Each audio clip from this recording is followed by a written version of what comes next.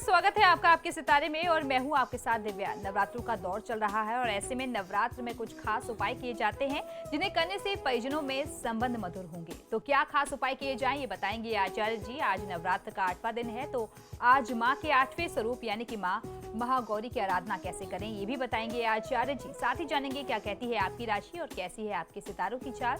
तो देर कैसे शुरू करते हैं आपके सितारे। क्या आप जानते हैं कैसे बढ़े परिजनों में प्रेम, कैसे करें माँ महागौरी की आराधना? तो जानिए पंडित वैभव नाथ शर्मा से परिजनों में प्रेम बढ़ाने के उपाय। आपके सितारे में आप अपनी हर परेशानी का हल प्राप्त कर सकते हैं और अपने सवाल भी पूछ सकते हैं। स्टूडियो में साथ देने के लिए मौजूद हैं विश्वविख्यात ज्योतिषाचार्य और वास्तुशास्त्री पंडित वैभव नाथ शर्मा जी। आचार्य जी आपका बहुत बहुत स्वागत है। जी नमस्कार। तो यदि आप भी अपनी कुंडली के ग्रह नक्षत्रों से परेशान हैं या कार्य व्यापार परिवार की चिंता कर रही है आपको परेशान, तो आप भी हमें कॉल कर सकते हैं। हमारे नंबर्स लगातार आपकी टेलीविजन स्क्रीन पर फ्लैश किए जा रहे हैं। आप हमें हमारे टोल फ्री नंबर पर भी कॉल कर सकते हैं। आप हमसे सीधी बात कर सकते हैं। हमारा टोल फ्री नंबर है 180010263003। आप इस नंबर पर मुफ्त में कॉल करें। इसके अलावा आप हमें हमारे लैंडलाइन नंबर्स 012046463332 और 012046463327 पर भी कॉल करके हमसे सीधी बात कर सकते हैं। तो चलिए कार्यक्रम की शुरुआत करते हैं और आचार्य जी से सबसे पहले जान लेते हैं आज का पंचांग। जी बिल्कुल, आज का पंचांग इस प्रकार है। विक्रम संवत 2071 मास चल रहा है चैत्र और चैत्र मास के शुक्ल पक्ष की आज अष्टमी तिथि है जिसे हम महाअष्टमी के नाम से भी जानते हैं। सोमवार का दिन है, नक्षत्र है आद्रा, योग है अतिगंड और करण है विष्टि। और अब बारी है 12 राशियों की राशिफल की, जिसमें सबसे पहले बात करेंगे मेष राशि की। देखते हैं क्या कहते हैं आज के उनके सितारे। मेष राशि वाले जातक लोगों के लिए आज के तिथि में, आज के दिन में रोग व कर्ज की स्थिति आपके साथ बन सकती है। यानी आज स्वास्थ्य भी अच्छा ना रहे और आर्थिक स्थिति भी बहुत ज़्यादा साथ ना दे। बहुत दिनों से आप काम करके लगातार निरंतर काम करते हुए थक गए हैं, तो आज का दिन जो है अपने लिए स्वास्थ्य लाभ के लिए आपको निकालना चाहिए। ओम नमो भगवते वासुदेवाय इस मंत्र का 108 बार जाप कर लेना आपके लिए सर्वोत्तम होगा। मानसिक दबाव अधिक से अधिक लेने से आपको आज बचना चाहिए। चलिए अब जान लेते हैं वृषभ राशि वाले जातकों के लिए कैसा रहेगा उनका आज का दिन। वृषभ राशि वाले जातक लोगों के लिए आज की तिथि में मानसिक तनाव के कारण स्वास्थ्य प्रभावित हो सकता है। आज धन को बचा करके चलना चाहिए, वरना आगे आपको जब इसकी आवश्यकता पड़ेगी तो आप आर्थिक पक्ष की तरफ से मुश्किल में आ सकते हैं।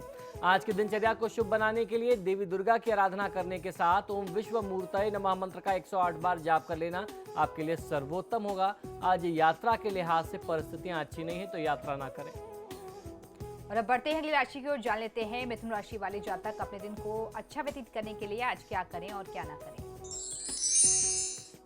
मिथुन राशि वाले जातक लोगों के लिए आज आपके मन में किसी खास व्यक्ति को लेकर के कुछ भावनाएं जागृत हो सकती हैं और आप उस भावना को उस विशेष व्यक्ति के सामने व्यक्त करने से डरते हैं। लेकिन आज इस डर को दूर करना होगा और अपने मन की बात, अपनी भावनाएं जो हैं आपको उस व्यक्ति के समक्ष उजागर करना होगा। आज की तिथि में आपको वाहन का प्रयोग करते समय बहुत ज़्यादा सावधानी रखने की आवश्यकता है, क्योंकि वाहन दुर्घटना के संयोग आपके साथ आज दिखाई देते हैं। ओम नारायणाय नमः मंत्र का 108 बार जाप कर लेना आपके लिए सर्वोत्तम होगा। परिवार में परिजनों के साथ वाद विवाद से बचना चाहिए। चलिए अब देख लेते हैं कर्क राशि वाले जातकों के सितारे आज क्या कह रहे हैं। कर्क राशि वाले जातक लोगों के लिए आज की तिथि में शत्रु हानि पहुंचाने का प्रयास कर सकते हैं। आज आपको खुद पर भरोसा रखना होगा। आज पूजा पाठ से आपको काफी लाभ मिल सकता है। तो आज दुर्गाष्टमी है, देवी दुर्गा की आराधना करें, निश्चित तौर पर लाभ मिलेगा। साथ ही साथ इस नवरात्र में भगवान श्री राम की आराधना भी की जाती है। तो ओम पुरुषोत्तमाय नमः मंत्र का 108 बार जाप कर लेना। ओम श्री पुरुषोत्तमाय नमः, इसका जाप आपको बहुत अच्छा फायदा दे सकता है। आज व्यर्थ की भागदौड़ करने से बचना चाहिए। चलिए अब जान लेते हैं सिंह राशि वाले जातकों की राशि आज क्या कह रही है। सिंह राशि वाले जातक लोगों के लिए आज की तिथि में स्वास्थ्य खराब हो सकता है। आपने पिछले दिनों जहां भी धन का निवेश किया था, आज आपको पैसा वापस मिल सकता है और बहुत अच्छे लाभ के साथ वापस मिल सकता है, किंतु स्वास्थ्य के लिहाज से परिस्थितियां ठीक नहीं है, स्वास्थ्य का ध्यान रखना होगा। आज के दिनचर्या को शुभ बनाने के लिए ओम नमो भगवते विश्वमूर्तये नारायणाय श्री पुरुषोत्तमाय इस मंत्र का 108 बार जाप कर लेना आज के दिन को बहुत अच्छे तरीके से सफल बना सकता है और आने वाले समय में भी आपको इस मंत्र का लाभ मिलता रहेगा। आज की तिथि यात्रा के लिहाज से बहुत अच्छी नहीं है, तो यात्रा करने से बचिए। चलिए अब देख लेते हैं कन्या राशि वाले जातकों की राशि आज क्या कह रही है। कन्या राशि वाले जातक लोगों के लिए आज आपको लक्ष्य की प्राप्ति होगी। आज के काम को कल पर छोड़ने की आदत को आपको बदलना ही होगा। आज मन से सभी प्रकार की दुविधाएं स्वतः ही समाप्त हो जाएंगी और फिजूल खर्च करने से आज आपको स्वयं को रोकना है।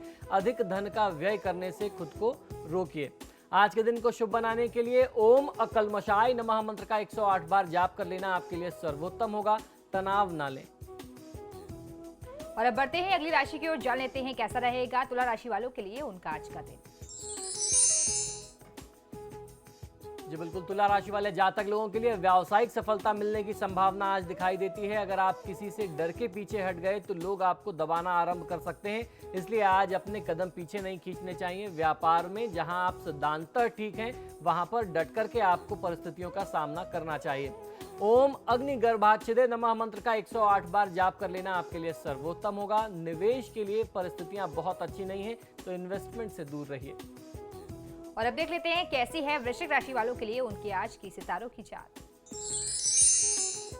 वृश्चिक राशि वाले जातक लोगों के लिए पारिवारिक कलह अब भी बना रहने वाला है। अपनी जिंदगी की सभी समस्याओं और परेशानियों का अंत सिर्फ और सिर्फ आप ही कर सकते हैं। कोई नया व्यापार आरंभ करने के लिए आज का दिन बहुत अच्छा है, तो सबसे पहले जो भी समस्याएं चल रही हैं उनको समाप्त करने के लिए कोई हल ढूंढना चाहिए और फिर उसके बाद किसी नए कार्य पर ध्यान देना चाहिए। ओम अग्रगण्य नमः मंत्र का 108 बार जाप कर लेना आपके लिए सर्वोत्तम होगा। आज ऐसा कोई भी व्यवहार ना करें जिससे किसी के दिल को ठेस पहुंचे। अब जान लेते हैं धनु राशि वाले जातकों की राशि आज क्या कह रही है और आज के दिन को शुभ बनाने के लिए वो क्या करें और क्या ना करें।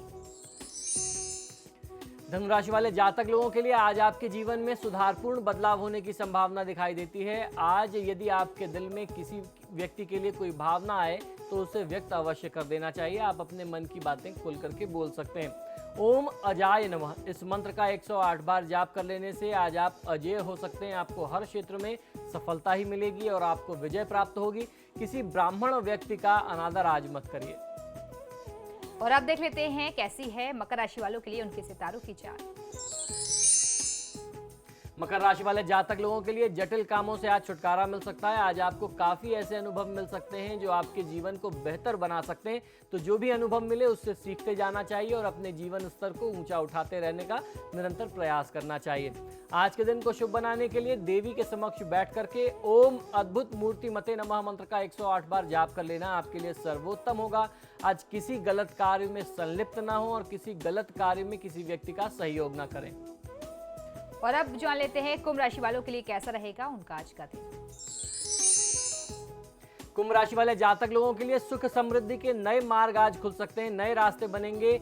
अपने काम करने के तरीके को आज आपको थोड़ा सा बदलना होगा। आज अपने काम करने के तरीके पर थोड़ा ध्यान देने की आवश्यकता है। हो सकता है आज आपके और आपके करीबियों के बीच कोई अनबन हो जाए, कुछ तनाव की स्थिति आ जाए, जिसे आप अपनी सूझबूझ से दूर कर लें तो ज़्यादा बेहतर होगा। आज के दिन को शुभ बनाने के लिए ओम अध्यक्षाय नमः मंत्र का 108 बार जाप कर लेना आपके लिए सर्वोत्तम होगा। आज की तिथि में आपको प्रयास ये करना चाहिए कि आपकी मित्र मंडली में कुछ गलत लोग भी शामिल हो गए हैं, तो गलत मित्रों की संगत से कुछ दूरी बनाने की आवश्यकता आपके लिए बहुत ज़्यादा है। और अब बारी है आखिरी राशि की, जान लेते हैं मीन राशि वाले जातकों के लिए कैसा रहेगा उनका आज का दिन। मीन राशि वाले जातक लोगों के लिए घर में धन और प्रशासन से जुड़े क्षेत्रों में आज आपको भाग्योदय मिल सकता है। आज आपको अपने काम को अच्छे तरीके से करने के कई अवसर मिलेंगे, कई मौके मिलेंगे। परिश्रम से किया गया कार्य आज आपको बेहतर सफलता दिला सकता है। आज के दिन को शुभ बनाने के लिए ओम अनेकाचिताय नमः मंत्र का 108 बार जाप कर लेना आपके लिए सर्वोत्तम होगा। दूसरों के वाद विवाद में स्वयं को उलझाने से, हस्तक्षेप करने से आज आपको बचना चाहिए। तो ये तो था 12 राशियों का राशिफल, लेकिन फिलहाल वक्त तो चला एक छोटे से ब्रेक का। ब्रेक के उस पर जानेंगे आचार्य जी से आज का महाउपाय।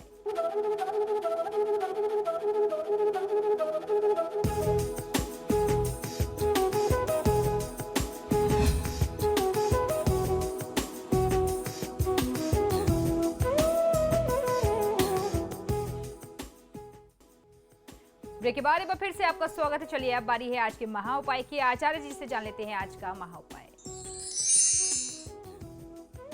जी निश्चित ही आज हम लोग चर्चा करने वाले हैं कि नवरात्र के दिनों में किस प्रकार से कौन से उपाय करने चाहिए, नवरात्र की महत्ता हमारे धर्म में क्या है। नवरात्र के पर्व का हिंदू धर्म में एक बहुत ही विशेष स्थान है। ये 9 दिन बहुत ही परम पवित्र माने जाते हैं। नवरात्रि का पर्व हर्षोल्लास और अपने सभी सपनों को पूर्ण करने हेतु माता आदि शक्ति की कृपा प्राप्त करने हेतु का पर्व है। इस पर्व को उसी तरह से पूर्ण श्रद्धा एवं प्रसन्नता से मनाएं जिस तरह से विवाह आदि मांगलिक कार्य में आप सक्रिय रहते हैं या जिस तरीके से आप उनमें हर्षोल्लास के साथ जुड़ते हैं। इसको एक प्रथा मान करके या एक बर्डन मान करके, एक बोझ मान करके, एक नियम मान करके नहीं करना चाहिए। जितने हर्षोल्लास के साथ आप इसे मनाएंगे उतना अच्छा आपको लाभ मिलेगा, क्योंकि आपकी शुभ ऊर्जा जब देवी देवताओं की कृपा से मिलती है तो निश्चित तौर पर आपके जीवन में उसके बहुत अच्छे परिणाम आते हैं। इन शक्तियों के दिनों में आप कुछ बातों का यदि ध्यान रखते हुए अपने जीवन को उस तरीके से नियमित करें तो निश्चित तौर पर जीवन के बहुत बड़े बड़े संकटों के क्षणों को भी आप दूर कर सकते हैं। और बल्कि उनको दूर ही नहीं, आप उनको दूर करके जीवन में असीम आनंद से अपने जीवन को परिपूर्ण कर सकते हैं, असीम आनंद का लाभ भी ले सकते हैं। तो कुछ बहुत सरल से प्रयोग हैं और आपको आवश्यकता है इन नवरात्र के 9 दिनों में अपनी दिनचर्या को नियमित करने की। तो सबसे पहले आज हम लोग जानने वाले हैं कि ऐसे कौन से उपाय किए जाएं जिससे परिवार के लोगों में यानी परिजनों में प्रेम और सौहार्द बढ़े। ऐसे बहुत सारे लोग आते हैं जो कहते हैं कि हमारे परिवार में 5 सदस्य हैं लेकिन आपस में हमेशा झगड़ा बना रहता है, आपस में तनाव बहुत ज़्यादा रहता है, लोगों के विचार एक दूसरे से हमेशा भिन्न होते हैं। तो ऐसे कौन से उपाय किए जाएं जिससे आपस के प्रेम में वृद्धि हो, आपस में विचार जो हैं वो एक हो जाएं, मतैक्यता प्राप्त हो, इस पर आज हम लोग चर्चा करने वाले हैं। आपको करना यह है कि नवरात्र में यानी संपूर्ण नवरात्र की किसी भी तिथि में आज भी आप इस उपाय को कर सकते हैं। अभी नवरात्र समाप्त नहीं हुए हैं। नवरात्र में 2 जमुनिया पत्थर, ये किसी भी सुनार के यहाँ बहुत आसानी से मिल जाता है, बहुत बहुमूल्य रत्न भी नहीं है। 2 जमुनिया रत्न लेकर के आना है और उसे गंगा जल में डुबो करके घर के मंदिर में रखें और फिर उसको आप वहीं रख करके छोड़ दें। हर शनिवार को माता दुर्गा का स्मरण करते हुए उस जल को पूरे घर में आप छिड़क दें जिस जल में आपने जमुनिया को भिगा करके रखा था। घर के सदस्यों के बीच में प्रेम बढ़ने लगेगा। हर दिन आप उसमें से थोड़ा सा जल निकालिए, पूरे घर में छिड़किए और उसमें फिर थोड़ा सा शुद्ध गंगा जल आप पुनः एक बार भर के माता के चरणों में अपने घर के मंदिर में ही आप रख दीजिए। ये उपाय लगातार यदि आप करते हैं, शनिवार के शनिवार करते हैं और 8 शनिवार करते हैं तो आपको बहुत अच्छा फायदा मिलता है। तो आपको बस नवरात्र के दिनों में ला करके जमुनिया को स्थापित ही करना है। इसके बाद पुनः इन रत्नों को गंगा जल में डुबो करके मंदिर में देवी के चरणों में आप रख दें। इस प्रयोग को नवरात्र से ही शुरू करें। नवरात्र में ही आप ये जमुनिया ला करके गंगा जल में भिगो करके पूजा स्थान में रख दीजिए तो आपको बहुत अच्छा लाभ मिलेगा। 8 शनिवार कम से कम ये जल के छिड़काव का प्रयोग किया जाना चाहिए किसी भी घर में। नवरात्र में एक नए झाड़ू की 2 सीकों को उल्टा सीधा रख करके नीले धागे से बांध करके घर के नैऋत्य कोण में यानी दक्षिण पश्चिम हिस्से में आपको रखना चाहिए। ऐसा करने से, ऐसा रखने से पति पत्नी के बीच में प्रेम और सौहार्द बढ़ता है। तो जो सीख वाला झाड़ू होता है वो नया आप ले आइए बाजार से और उसमें से 2 सीख निकाल लीजिए। एक दूसरे के साथ उसको उल्टा और सीधा करके आप रख लीजिए, उसको नीले धागे से बांध लें और नैऋत्य कोण जो होता है, दक्षिण पश्चिम कोण का जो कोना होता है, जो हिस्सा होता है यानी south west corner of the house जो होता है, आप वहां पे इन तिनकों को रख दीजिए। पति पत्नी में यदि प्रेम की कमी है किसी भी प्रकार की तो वह प्रेम सौहार्द निरंतर बढ़ता रहेगा और आगे बना रहेगा। नवरात्र में आप किसी को भी यथासंभव उधार देने से आपको बचना चाहिए और उधार भी तो उधार आपको लेने से भी बिल्कुल बचना है। नवरात्र के ऐसे दिन होते हैं, ऐसा मानते हैं कि इसमें आप जो काम करें वो काम बहुत ज़्यादा आपके जीवन में फलित होते हैं। अगर आपने उधार दे दिया तो आप अपने पैसे का लाभ नहीं मिल पाएगा, आप कमाएंगे, दूसरे लोग आपसे पूरे साल भर उधार लेते रहेंगे। और अगर एक बार आपने नवरात्र के दिनों में उधार ले लिया तो पूरे वर्ष जो है आपको उधार की ही स्थिति, कर्ज की स्थिति झेलनी पड़ेगी।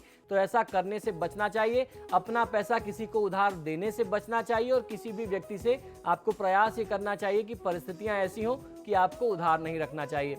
याद रखिए, आप माता की आराधना सुख, संपन्नता और सफलता के लिए कर रहे हैं, इसलिए आप किसी भी दिशा में किसी एक का पैसा आपको हड़पना नहीं चाहिए, किसी के साथ भी आप धोखा न करें।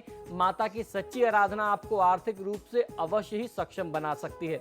तो ये तो कुछ बहुमूल्य बातें थीं जो आपको नवरात्र को ध्यान में रख करके आपको करना चाहिए। इससे आपके परिवार में सुख समृद्धि भी बढ़ेगी, परिवार में परिजनों के साथ प्रेम सौहार्द भी बढ़ेगा और उसके साथ साथ आप आर्थिक रूप से भी संपन्न होते जाएंगे। अब बात कर लेते हैं नवरात्र की। आज अष्टमी तिथि है। नवरात्र में अष्टमी तिथि का पूजा विधान क्या क्या होना चाहिए? नवरात्र की अष्टमी तिथि में मां महागौरी की पूजा आराधना करनी चाहिए। मां महागौरी संपूर्ण वैवाहिक सुख देने वाली हैं और उसके साथ साथ विवाह शीघ्र हो जाता है, ऐसा मानते हैं। इनकी साधना आराधना से, इनकी कृपा से विवाह की बाधा दूर हो जाती है। इससे जुड़ी हुई आपको एक कथा बताना चाहता हूं कि माता के स्वरूप की पूजा अष्टमी तिथि को ही क्यों करते हैं और इनका नाम महागौरी कैसे पड़ा।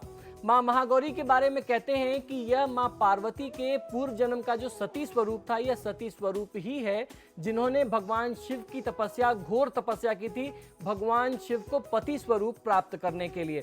लेकिन तपस्या के कारण माता का जो शरीर का रंग है, जो उनका वर्ण है, यानी जो उनके स्किन का कलर है, वह तपस्या के तप से, तेज से काला पड़ गया। वह एकदम काला पड़ गया और मां मूर्छित हो गई। भगवान शिव उनकी साधना से बेहद प्रसन्न होते हैं। भगवान शिव वहां पर प्रकट होते हैं। भगवान शिव ने उनकी समस्त मनोकामनाओं की पूर्ति के लिए उनको आशीर्वाद दिया और उसके साथ साथ उन्हें ये वर दिया कि आप जो भी चाहती हैं आप उसे प्राप्त कर सकती हैं। और भगवान शिव ने स्वयं माता के वर्ण को, उनके शरीर को गंगा जल से साफ करके उनको स्वच्छ किया, जिससे उनकी कांति जो है वह चमकने लगी, वह स्वर्ण समान हो गई, महागौर हो गई, अर्थात गोरी हो गई, वह चमकने लगी।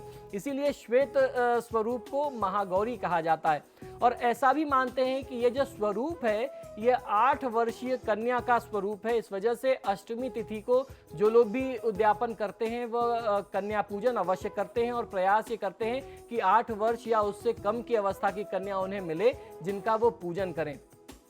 अब यहाँ बात आती है, इसमें बहुत बड़ा सामाजिक संदेश छुपा हुआ है। हम और आप हर साल में कम से कम 2 बार कन्या पूजन तो अवश्य करते हैं, लेकिन क्या आपने अपने घर में महिलाओं का और कन्याओं का सम्मान किया है? क्या आपने अपनी जिम्मेदारी, जो सामाजिक जिम्मेदारी है, आपने अपने समाज में महिलाओं के साथ हो रहे अत्याचार या उनके खिलाफ कुछ आपने आवाज़ उठाई है? आप निरंतर कन्या पूजन तो जरूर करते हैं, लेकिन एक प्रथा मान करके करते हैं और उसे वहीं भूल जाते हैं, वहीं छोड़ देते हैं। इस प्रकार से नहीं किया जाना चाहिए। हमारे ऋषि मुनियों ने इस परंपरा को बहुत सोच के, बहुत समझ करके रखा था कि आने वाले समय में ऐसी परिस्थिति हो सकती है जब महिलाओं के ऊपर अत्याचार होंगे। तो इस प्रथा से हमें बहुत कुछ सीख मिलती है, इससे हमें सीखना चाहिए और महिलाओं का, नारियों का सम्मान करना चाहिए। वह जगत जननी है। उसके अलावा आप अपने जीवन की, अपने सृष्टि की परिकल्पना ही नहीं कर सकते। अब आप एक छोटा सा उदाहरण देखिए कि हमारे शो में एंकर भी महिला है, हमारे शो की प्रोड्यूसर जो है मेघा जी हैं, मेघा ठाकुर, वो भी महिला है। अगर इनमें से एक भी डिस्टर्ब हो जाता है, एक भी अगर नहीं उपलब्ध हो पाता तो हमारा शो प्रभावित हो जाता है। तो ये तो एक बहुत छोटा सा उदाहरण था। हम इस तरीके से आपको प्रयास करना चाहिए कि समाज में कन्या भ्रूण हत्या या महिलाओं के प्रति हो रहे अत्याचार के खिलाफ हमें आवाज़ अवश्य उठानी चाहिए। इसको सिर्फ एक प्रथा मान करके, सिर्फ कन्या पूजन करके ही नहीं भूल जाना चाहिए। मां महागौरी की साधना का, कृपा प्राप्त करने का जो मंत्र है, आइए मैं आपको बताता हूं। उस मंत्र का आज आप जाप करें तो आपको बहुत अच्छा फायदा मिल सकता है। यह मंत्र इस प्रकार है: ओम ऐं ह्रीं क्लीं चामुंडाय विच्चै ओम महागौरी देव्यै नमः। मंत्र एक बार पुनः सुने, मंत्र आपके लिए बहुत आवश्यक है। इस मंत्र का ध्यान से आज आप उच्चारण करें, जाप करें। ओम ऐं ह्रीं क्लीं चामुंडाय विच्चै ओम महागौरी देव्यै नमः। इस मंत्र का कम से कम 108 बार जाप किया जाना चाहिए। मां महागौरी का जिस प्रकार से रंग गौर है, उनको श्वेत चीजें ही ज्यादा प्रिय हैं, तो ऐसे में नारियल का भोग आपको लगाना चाहिए और खासतौर पर नारियल से बनी हुई यदि आप मिठाई उनको अर्पित करते हैं तो वो उनको बहुत ज्यादा प्रसन्न करती है। और नवरात्र की अष्टमी तिथि में सूर्य ग्रह से संबंधित शांति आप कर सकते हैं। यदि आपकी कुंडली में सूर्य की स्थिति बहुत अच्छी नहीं है तो अशुभ सूर्य का निदान आज आप अष्टमी तिथि में कर सकते हैं। सूर्य ग्रह की शांति होती है। अनार के फल के साथ साथ तांबे का एक पात्र जिसमें आप गेहूं भरें, खड़े गेहूं भरें और कम से कम 5 टुकड़े गुड़ के आप भर करके किसी गरीब व्यक्ति को दान देते हैं तो बहुत अच्छा लाभ मिलता है। नवरात्र की अष्टमी तिथि में दुर्गा सप्तशती मूल पाठ के अंत में दिया गया गया जो 3 रहस्य है, तीनों रहस्य का पाठ करना चाहिए। ये रहस्य कौन कौन से हैं आइए ये भी बताता हूँ।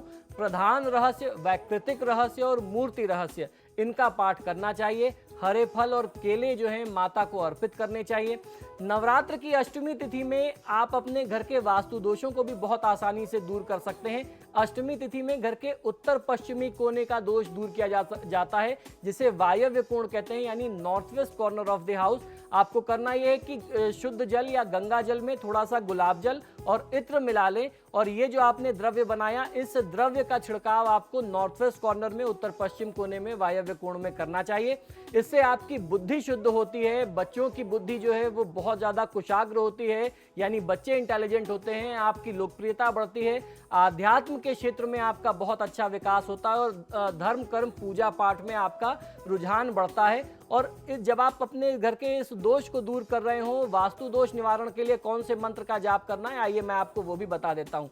यह मंत्र है ह्रीं क्लीं शूलधारिणी ब्रह्माणी वैष्णवी देव्यै ह्रीं क्लीं। इस मंत्र का उच्चारण करते हुए आपको दशों दिशाओं में और ऊर्ध्व में यानी आकाश में और नीचे जमीन पर भी जल छिड़कना चाहिए उत्तर पश्चिम दिशा के साथ साथ, तो हर प्रकार के वास्तु दोष शांत हो जाते हैं। हमारे आज के कार्यक्रम में फिलहाल इतना ही। बहुत बहुत शुक्रिया आपका आचार्य जी हमारे स्टूडियो में आने के लिए। जी नमस्कार। तो आपके सितारे में फिलहाल इतना ही, लेकिन वक्त हो चला एक छोटे से ब्रेक का। ब्रेक के उस पार भी खबरों का सिलसिला लगातार जारी है।